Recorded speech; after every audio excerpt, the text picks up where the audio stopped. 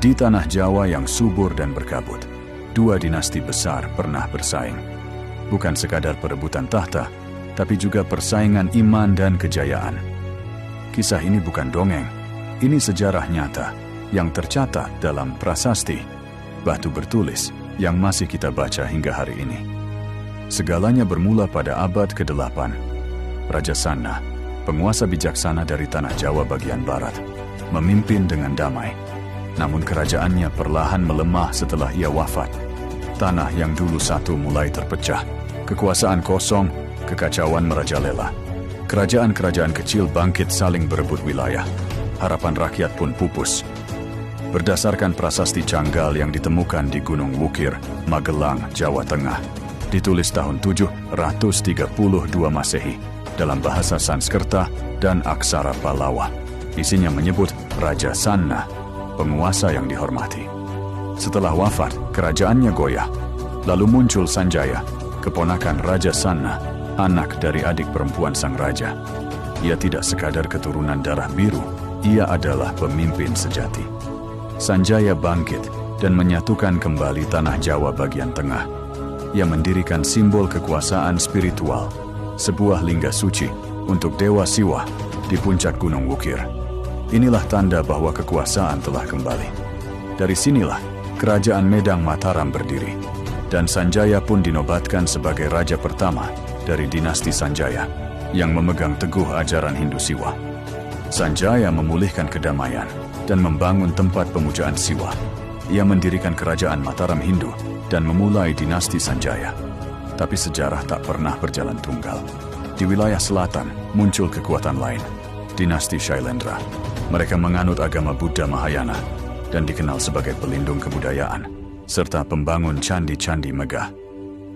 Berdasarkan prasasti Kalasan yang ditemukan di daerah Sleman, Yogyakarta, ditulis tahun 778 Masehi dalam bahasa Prakerta dengan aksara Kawi. Prasasti ini menceritakan pembangunan Candi Kalasan untuk Dewi Tara oleh Raja Dinasti Shailendra yang menganut agama Buddha Mahayana. Ini adalah bukti awal berdirinya dinasti Shailendra di Jawa bagian selatan. Dua dinasti kini berbagi wilayah, Sanjaya di utara, Shailendra di selatan. Perbedaan agama dan politik membuat dua dinasti ini berjalan berdampingan, namun dalam bayang-bayang persaingan. Pada abad ke-9, dinasti Sanjaya bangkit kembali melalui seorang raja muda penuh strategi, Rakai Pikatan. Untuk menyatukan dua kekuatan, ia menikahi putri dinasti Shailendra, Pramodawardhani, anak Raja Samaratungga. Untuk menjaga stabilitas, diatur pernikahan politik antara Rakai Pikatan dari dinasti Sanjaya dan Pramodawardhani, putri dari dinasti Shailendra.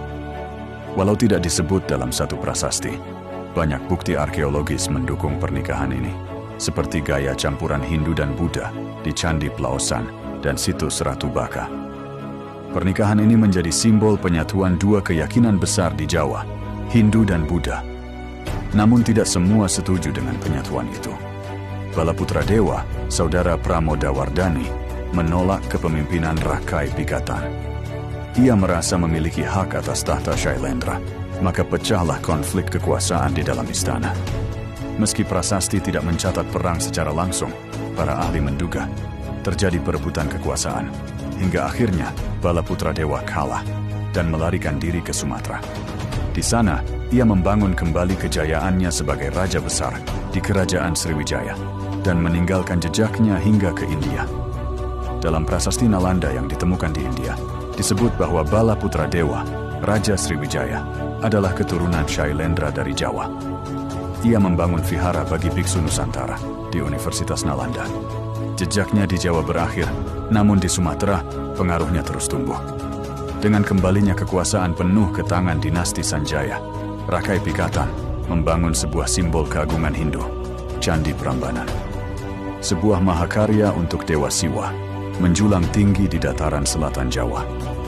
Prasasti Siwagerha yang ditemukan di sekitar kompleks candi menyebutkan pembangunan ini sebagai bentuk pemujaan kepada Siwa Mahadewa. Ditulis tahun 856 Masehi dalam bahasa Sanskerta dan aksara Kawi, Prasasti ini mencatat juga perpindahan pusat pemerintahan ke sekitar Prambanan. Candi ini memiliki arsitektur luar biasa, dengan menara utama setinggi 47 meter dan relief kisah Ramayana. Prambanan menjadi bukti kejayaan dinasti Sanjaya dan agama Hindu Siwa di Jawa. Dari Gunung Wukir hingga Prambanan, dari Kalasan hingga India, sejarah Mataram tertulis dalam batu. Kekuasaan, agama, dan budaya saling membentuk dan tidak bisa dipisahkan dalam sejarah Nusantara. Dinasti Sanjaya dan Shailendra mungkin telah tiada, namun warisan mereka masih berdiri tegak, mengajarkan tentang kekuatan, toleransi, dan kejayaan masa lalu. Sejarah Mataram kuno bukan sekadar tentang raja dan tahta. Ini adalah kisah bagaimana konflik dan kebudayaan bertemu. Di balik setiap batu candi, ada cerita tentang toleransi, politik, dan kejayaan Nusantara. Jika kamu suka dengan cerita sejarah seperti ini, jangan lupa like, komen, dan subscribe untuk mendukung channel AI Creation. Suaramu adalah semangat kami untuk terus menghidupkan kembali sejarah Indonesia dengan teknologi.